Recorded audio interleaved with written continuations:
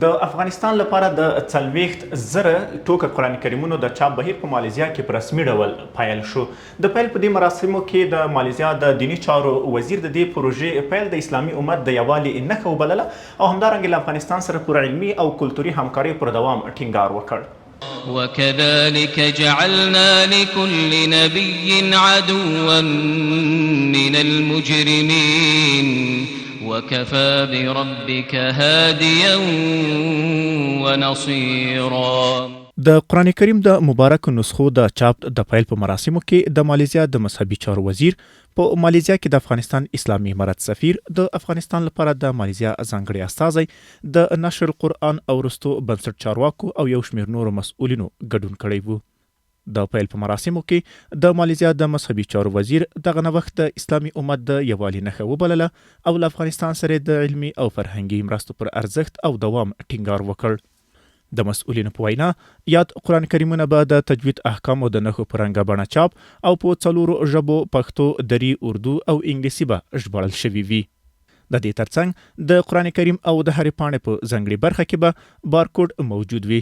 د بارکوډ په سکن کولو سره به کاروونکي وکولی شي د همېغې پاڼې ژباړه او صوتي تلاوت په اساني ترلاسه او واوري. دیني عالمان وایي د قرآن کریم د سپېڅلتیا د ساتنې هڅې باید یوازې د چاپ تر پړاو پورې محدودې پاتې نشي، بلکې باید د هغو هر اړخیز او دوامداره پروګرامونو له لارې وغځول شي چې د تلاوت، مطالعې او د اسلامي لارښوونو په ژور درک او عملي کولو متمرکز وي.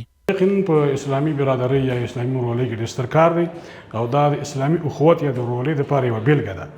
البته لکه څرنګه چې ما آیت کریمه کې ورته اشاره وکړه، الله رب کریم فرمایي واعتصموا بحبل الله جميعا ولا تفرقوا. نو قرآن عظیم الشان په دې آیت کریمه کې د امت مسلمه د وحدت دپاره، د امت مسلمه د یووالي دپاره هغه ډېر زیات په دې خبره باندې زور راوړی دی. بلخوا ځینې نور دیني عالمان د اسلامي امارت له لوري د قرآن کریمونو د نسخو چاپول د هغو سیمو لپاره مهم بولي چې په هغو سیمو کې د ټکنالوژۍ او انټرنیټ ته لاسرسی پکې محدود دی. دوی وایي د قرآن کریم چاپي نسخې د میلیونونو مسلمانانو لپاره د الهي کلام د مطالعې او په زړه کې د ځای پر ځای کولو په برخه کې تر ټولو پایدار، شفاف او د لاسرسي وړ وسیله ګڼل کیږي.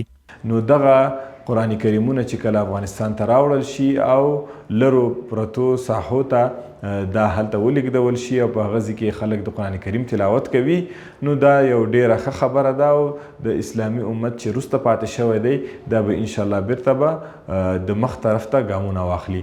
او بله فایده دا ده چې د افغانستان او د مالیزیا په منځ کې به د اتحاد او اتفاق لپاره به یو بهترین سبب او ذریعه وي.